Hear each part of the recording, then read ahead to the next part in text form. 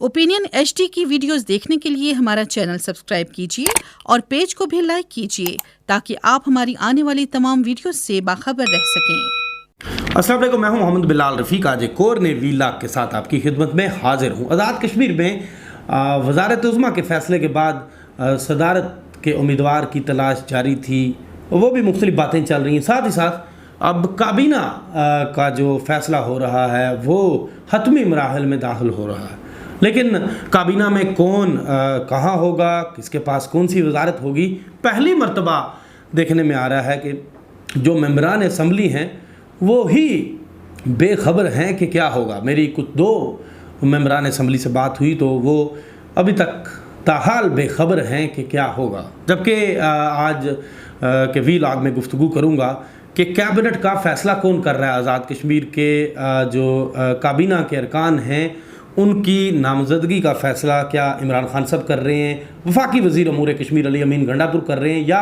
वज़ीर आज़म आज़ाद कश्मीर अब्दुल क़य्यूम नियाज़ी साहब खुद कर रहे हैं, या फ़ैसले कहीं इन तमाम की मशावरत से हो रहे हैं। इस पर भी बातचीत होगी। सदारत के लिए क्या हतमी तौर पे पीटीआई ने बैरिस्टर सुल्तान महमूद चौधरी को नामजद कर दिया, या सोशल मीडिया पर चलने वाली खबरें गैर मुसद्दक़ा हैं, इस पर बात होगी। आज ये भी खबर एक निजी टीवी चैनल ने ब्रेक की कि वजारत के जो वजारतों की मशावरत है इसमें शामिल ना करने पर स्पीकर कानून साज असम्बली चौधरी नवारुल हक और सीनियर मिनिस्टर सरदार तनवीर इलियास ने भी वो भी खासे नाराज़ हैं मरकज़ी क़यादत से कि उन्हें एतमाद में नहीं लिया गया, और उन्होंने इस्तीफ़ों की बात भी चल रही है उनकी कि उन्होंने इस्तीफ़ों तक बात आ गई है। तो साथ साथ एहतसाब भी शुरू होगा। इस वक्त सारी सूरत हाल पे आज हमें हमारे साथ गुफ्तगू करेंगे सीनियर सहाफ़ी हैं राजा कफ़ील अहमद साहब। आए इनसे गुफ्तगू करते हैं। कालम नवीस भी हैं, ख़ासी नज़र रखते हैं आज़ाद कश्मीर के सियासी जो हालात हैं उन पे। वेलकम कहूँगा राय साहब आपको। सबसे पहला सवाल ये करूँगा, आप क्या देख रहे हैं आज़ाद कश्मीर में जो काबीना का फ़ैसला ये कौन कर रहा है? जैसे आपने अपने इंट्रो में फरमाया कि ये अफसोसनाक बात यह है कि काबीना तो वज़ीर आज़म आज़ाद कश्मीर को करनी चाहिए, और उसको क्योंकि अपनी टीम उसने खुद तश्कील देनी है, तो ये उसकी चॉइस है कि उसने किस खिलाड़ी को कहाँ पे खिलाना है, कौन सी वजारत के लिए कौन फिट है। लेकिन अफसोसनाक बात यह है कि हमारे वज़ीर आज़म आज़ाद कश्मीर के पास ये इख्तियार बिल्कुल नहीं है। बिलखुसूस ये जो हमारे नए वज़ीर आज़म सरदार अब्दुल क़य्यूम खान नियाज़ी साहब हैं, तो आपको याद होगा कि जब 2016 में आज़ाद कश्मीर के इलेक्शन हुए थे तो जो पीपल्स पार्टी की पिछली हुकूमत थी 2011 से 16 तक है, वो जो सारे इख्तियारात थे जो आज़ाद कश्मीर के वज़ीर आज़म के, आज़ाद कश्मीर की हुकूमत के, तो इस्लामाबाद में जरदारी बोस में बैठे हुए चंद लोग इस्तेमाल करते थे। तो बड़ी मुश्किल के साथ लोगों ने दुआएं करके तो जब फारूक अदर साहब वज़ीर आज़म बने तो कम अज़ कम ये क्रेडिट आप फारूक अदर को देंगे। उसे अपने 5 सालों में उसे ना तो वज़ीर अमूर कश्मीर को अपने हुकूमती मामलात में मुदाखलत करनी थी, ना उसने आसफ किरमानी साहब को, ना उसने परवेज़ रशीद साहब को, वो ना ही नवाज शरीफ साहब को उन्होंने अपने हुकूमती मामलात में दखल अंदाजी की कोशिश की, वो यानी उसको इजाज़त नहीं थी। उससे ये हुआ कि 5 साल में फारूक अदर साहब अपनी मर्जी के साथ खेलते रहे। तो यह भी वज़ीर आज़म साहब को बने हुए 1 हफ्ता होने को 4 अगस्त को हल्फ हुआ था शाम को वज़ीर आज़म का, तो अभी 1 हफ्ता होने को है, उसके बावजूद अभी तक काबीना फाइनल नहीं हुई है। बिल्कुल आपने बजा फरमाया कि इस वक्त जो पीटीआई आज़ाद कश्मीर है, नामी जो इनकी हुकूमत बनी है 25 जुलाई को इलेक्शन में जो इनको अक्सरियत मिली है, उस अक्सरियत के बावजूद ये अभी तक को जो इत्तेहाद है, इत्तेफाक है, वो उसका खुलकर जो अमली मज़ाहिरा वो देखने को नहीं मिला। उसकी सबसे बड़ी वजह ये हुई है कि जो वज़ारत उज़्मा का जो इंतखाब हुआ, वज़ीर आज़म का जो ऐलान हुआ, तो वो हस्बे तवक्को या हस्बे रवायत जो इमरान खान साहब की पॉलिसी रही है 2018 के इलेक्शन से, तो वो अपनी रवायत उन्होंने बरकरार रखी, और आज़ाद कश्मीर में भी उन्होंने एक मकबूल शख्स यानी शख्सियत की वो की बजाय एक आम आदमी को, पार्टी के एक आम कारकुन को जो अभी मतलब पीटीआई में शामिल उनको 1 साल से भी यानी कम अरसा हुआ है, तो उसको वज़ारत उज़्मा के मुनसब पर फायज कर दिया।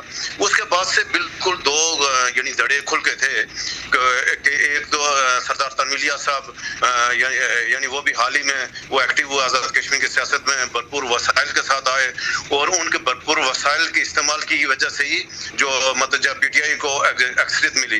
दूसरा वसाइल कौन से थे कफील साहब, ये बताइएगा किस किस्म के वसाइल आप क्या समझते हैं कि उनके पास पॉलिटिकल पावर थी? बिल्कुल उन्होंने जो अपने मालियाती वसाइल भरपूर इस्तेमाल किए।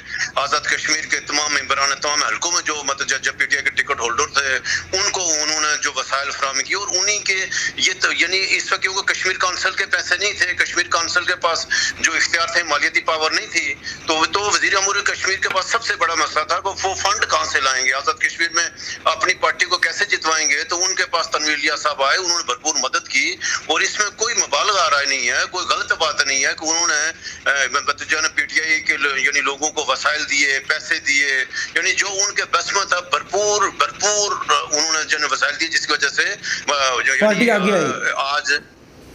अच्छा कफील साहब, इस पे थोड़ा सा क्विकली मुझे ये बताइएगा, आपके आज जो बात चल रही है कि काबीना के लिए मशावरत में सरदार तनवीर इलियास और चौधरी अनवारुल हक को भी शामिल नहीं किया गया, ये खबर एक निजी चैनल पे की।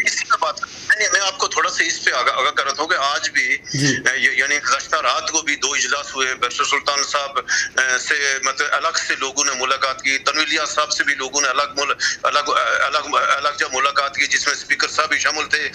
अब इन दोनों धड़ों को ये नहीं पता कि काबीना बनाएगा कौन, यानी ना तो तनवीर इलियास साहब को और अनवार साहब को पता है, उनको भी बताया जा रहा है कि भाई हम 16 मतलब अरकान से ज्यादा यानी काबीना नहीं हो सकती है, और हर बंदे की हर ग्रुप की कोशिश है कि मेरे मैक्सिमम लोग हों ताकि हम अपर हैंड हों। शायद बिल्कुल बैरिस्टर सुल्तान महमूद चौधरी साहब का भी बिल्कुल यही था कि उन्होंने बिल्कुल 2 टोक अल्फाज में मेरी इत्तलात के मुताबिक वज़ीर अमूर कश्मीर को या जो मुतल्लिका लोगों को बता दिया था कि मैं सदर का ओहदा उसी सूरत कबूल करूंगा कि जो मेरे जो MLA है, मेरे जो यानी ग्रुप के लोग हैं, इनको सबको एडजस्ट किया जाएगा और अच्छी वजारतें दी जाएंगी, एडजस्ट से नहीं अच्छी वजारतें दी जाएंगी।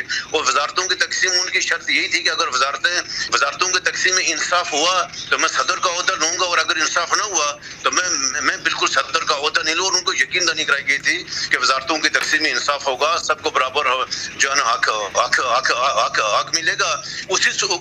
इसी की यानी यकीन दहानी के बाद जो है बैरिस्टर सुल्तान साहब सदर पे कुछ राजी हुए हैं। तो आज बिल्कुल अभी का शाम होने को है, तो अभी भी वज़ीर आज़म साहब से हमारी को 2 घंटे पहले मुलाकात हुई थी, तो उसमें भी काबीने के तश्कील पे अभी तक कोई इत्तेफाक राय नहीं हो सका, जिस वजह से यानी कल भी इम्कान नहीं है कि कल काबीना हाथ उठाए। अच्छा, ये जो मुस्ताफ़ी होने की खबरें चल रही हैं, इनमें कितनी सदाकत है? क्या वाकई ऐसी को थ्रेट की गई इन दोनों रहनुमाओं की तरफ से? असल में आज़ाद कश्मीर के जो लीडर हैं इनको आदत, ये पहले अपनी मकामी सियासत के आदी थे, सारे मुस्लिम कॉन्फ्रेंस में लोग थे सारे, फारूक अदर साहब, अभी ये आ गई है पाकिस्तान पार्टियों में।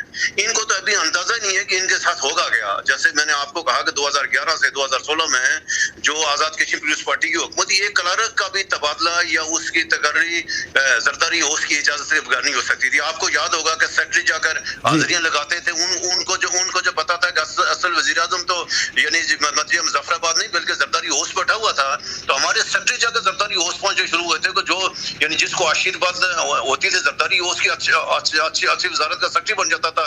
बिल्कुल मुझे वही मंजर लग रहा है कि अभी जो ये 25 जुलाई को कफील साहब ऐसा नहीं आप समझते कि 25 जुलाई के इलेक्शन है, जो 25 जुलाई के इलेक्शन हुए हैं, बिल्कुल अभी जो सारे इख्तियारात हैं वो ना तो अब्दुल कयूम खान न्यादी साहब के पास हैं, वो सारे के सारे इख्तियारात वज़ीर अमूर कश्मीर अली अमीन गंडापुर सैफुल्लाह न्यादी साहब इस्तेमाल करेंगे, और जो जिम्मेदार लोग करेंगे। अभी तो ये हुकूमत बिल्कुल आप यूं कि बिल्कुल बेख्तियार की हुकूमत हो जाएगी आज़ाद कश्मीर मुजफ्फराबाद में। अच्छा, ये बताइएगा, सरदार तनवीर इलियास खान ने जो इन्वेस्टमेंट की थी पॉलिटिक्स में, जनवरी में वो लॉन्च हुए, अगर जुलाई में इलेक्शन हो गया, क्या महज इसलिए आए थे कि वो सीनियर वजीर बनना चाहते थे, या वाकई वो वजारत उज़्मा के उम्मीदवार थे लेकिन वो अपने टारगेट तक नहीं पहुंच पाए? देखो, मैं उनकी सियासत से मेरा इख्तिलाफ रहा है और हमने खुलकर भी बात की है, लेकिन मैं एक चीज़ को आज भरमला में एक बात का क्रेडिट देता हूँ तनवीर इलियास साहब को कि उन्होंने वो 6 माह पहले आज़ाद कश्मीर की सियासत में आए, अपनी मर्जी से हदफ मुकर्रर किया, और जो उस हदफ में उनके रास्ते में आया उसको मैनेज किया। ख्वाह वज़ीर अमूर कश्मीर हो, ख्वाह सैफुल्लाह न्याज़ी हो, ख्वाह पार्लिमानी बोर्ड का चेयरमैन हो, ख्वाह वज़ीर आज़म इमरान खान साहब हो, या जो कोई अदारे का आदमी जो कहीं उनके रास्ते में रुकावट आया, उन्होंने बिल्कुल बहुत बेस्ट मैनेज किया। ख्वाह उसको माली वसाइल फराहम किए या कोई उसके साथ जो यानी कमिटमेंट की। आप इस बात के अंदाजा लगाएं कि वस्ती बाग से वो इलेक्शन लड़े, वो एक जिले से दूसरे जिले में जाकर गए और वो उस हल्के में इलेक्शन लड़े जहां बरादरियों की सियासत का बहुत मशहूर हल्का था, और उन्होंने इतनी सफाई के साथ वहां जाकर दूसरे जिले से जाकर तमाम बरादरियों को मैनेज किया। और आप तस्वर कर सकते हैं कि आज से 1 माह पहले कि अब्दुल रशीद तराबी साहब, जिसकी 50 साल सियासी जदोजहद है, जिसका जादे कश्मीर में तल्लुक है, जिसका अली गिलानी के साथ तल्लुक हो, जिसका हिकमत यार के साथ तल्लुक हो, जिसका तैयब उर्दगान के साथ तल्लुक हो, जिसका मतलब जो फलस्तीन की तहरीक के साथ तल्लुक हो, उस शख्स को तनवीर इलियास साहब ने मैनेज किया। और इतना उसको मैनेज किया कि आज अब्दुल रशीद तराबी साहब के पास कोई वजाहत, कोई जवाब नहीं है कि उसने क्यों सपोर्ट किया, उसने कैसे उसको अपनी सियासत दे दी, कैसी अपनी 50 साल की यानी जिद्दोजहद को तनवीर इलियास की सियासत पे कुर्बान कर गया। तो बिल्कुल ये क्रेडिट जाता है कि हम उसको मैं तो कहता हूं उसको खराज तहसीन पेश करने को जी चाहता है कि उसने भरपूर जो कर उसको जायज था उसने भरपूर तरीके से किया, तमाम लोगों को मैनेज किया, सबको खरीदा और अपना हदफ पे पहुंचा, और आज इन 6 माह में आजाद कश्मीर की सीनियर वजारत भी हासिल कर गया। अच्छा, 16 वज़रा बना सकते हैं जो तरमीम के बाद।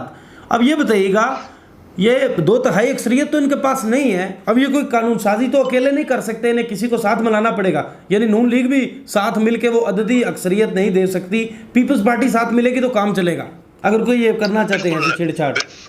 बिल्कुल, अभी इनका सबसे बड़ी रुकावट तो हो गई है इनके पास ये जो यानी 13वीं तरमीम को वहाँ एक हद मुकर्रर हो गई कि आप 16 अरकान से ऊपर काबीना नहीं रख सकते। तो पहले अगर तो 16 अरकान होंगे, 2 यानी उसमें से मशीर रख सकते हैं, 1 मावन खुसूसी रख सकते हैं, 1 आ जाएगा पब्लिक अकाउंट्स कमेटी का चेयरमैन आ जाएगा, 7-8 लोग फिर भी बचेंगे। मैंने हिसाब किया था 7-8 लोग रह जाएंगे। नहीं, लेकिन उसके अलावा मैं ये कहता हूँ ये जो 3-4 पोस्टें झंडी वालों हैं, इसका अलग से सौदा होगा। बिलाल रफीक साहब मेरी बात याद रखें कि इसका ये नहीं होगा कोई एमएलए को उठाकर मशीर बनाएंगे। एमएलए को मशीर बनाएंगे तो इस्लामाबाद वालों का कैसे निजाम चलेगा? इन्होंने तो एक मशीर, एक पोस्ट भी उसको जाकर अगले आने वाले दिनों में उसके अलग मामला होंगे। इसका मतलब ये होगा कि वजीर आजम का जो मशीर बनेगा वो भी नया बंदा बनेगा, जो मावन खुसूसी बनेगा नया होगा, जो वज़ीर आज़म अमल तरान पेशी का चेयरमैन होगा नया होगा, और जो भी इवन के कश्मीर काउंसिल के भी जो सीटें हैं, 4 कश्मीर काउंसिल की सीटें जिसमें 3 आ जाएंगी हुक्मरान पार्टी को, उसके भी अलग अलग से सौदे होंगे। ये बहुत अफसोसनाक से वो बात है आज़ाद कश्मीर की सियासत में, आज़ाद कश्मीर की सियासत में आज़ाद कश्मीर लोगों के लिए ये एक अफसोसनाक पहलू आ गया कि हम इतने नीचे गिर गए हैं कि हमने सब कुछ पैसों के लिए समझ लिया सब कुछ, और ये वो आने वाले दिनों में या आने वाले कुछ अरसे के बाद इसका एहसास होगा कि हमने जो रवायत डाली थी पैसों की सियासी, उसका अंजाम आज क्या होगा। बहुत बहुत शुक्रिया राजा कफील अहमद साहब जी। ये थे सीनियर सहाफ़ी और तजियाकार राजा कफील अहमद। इनकी गुफ्तगू आपने सुनी कि जो वजारतों की तकसीम का अख्तियार है वो मरकज़ के पास है। आज़ाद कश्मीर के ना तो प्राइम मिनिस्टर को इस वक्त तक इल्म है कि कैबिनेट कौन तश्कील दे रहा है, ना ही मेंबरान